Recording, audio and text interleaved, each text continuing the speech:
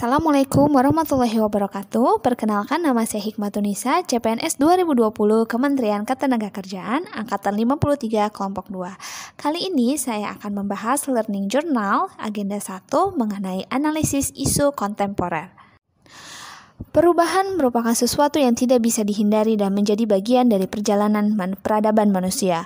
Perubahan itu mutlak dan kita akan jauh tertinggal jika tidak segera menyadari dan berperan serta dalam perubahan tersebut. Dapat disimpulkan bahwa mulai saat ini kita harus bergegas menentukan bentuk masa depan bangsa kita. Jika tidak, maka orang atau bangsa lain yang akan menentukan masa depan bangsa kita. Perubahan yang diharapkan terjadi adalah perubahan ke arah yang lebih baik yang untuk memuliakan manusia. Tujuan reformasi birokrasi pada tahun 2025 adalah untuk mewujudkan birokrasi kelas dunia merupakan respon atas masalah rendahnya kapasitas dan kemampuan pegawai negeri, sehingga PNS diharapkan memiliki kemampuan untuk mengidentifikasi faktor-faktor yang mempengaruhi perubahan lingkungan strategis dan analisis isu kontemporer.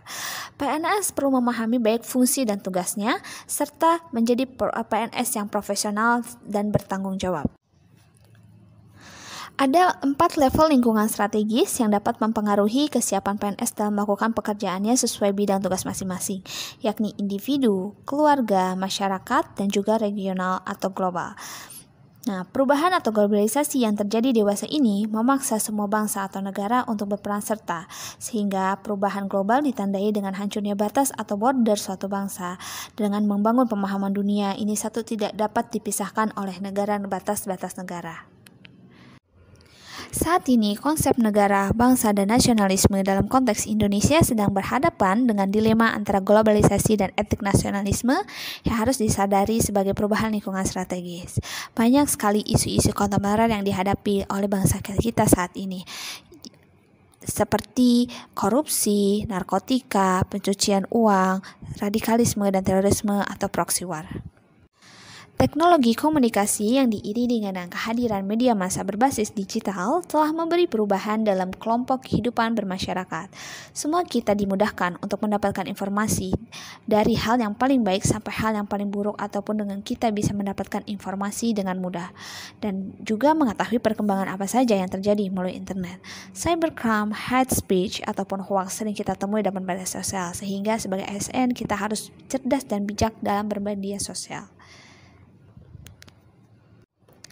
Setelah memahami berbagai isu kritikal yang dikemukakan di atas, maka selanjutnya perlu dilakukan analisis untuk mengetahui atau memahami isu-isu tersebut secara utuh dan kemudian menggunakan kemampuan berpikir konseptual kita. Nah, ada beberapa teknik atau teknik isu yang bisa digunakan, yaitu mind mapping, fishbone diagram, analisis SWOT, analisis kesenjangan atau gap analysis. Sekian pemaparan dari saya untuk Learning Journal kali ini. Terima kasih dan sampai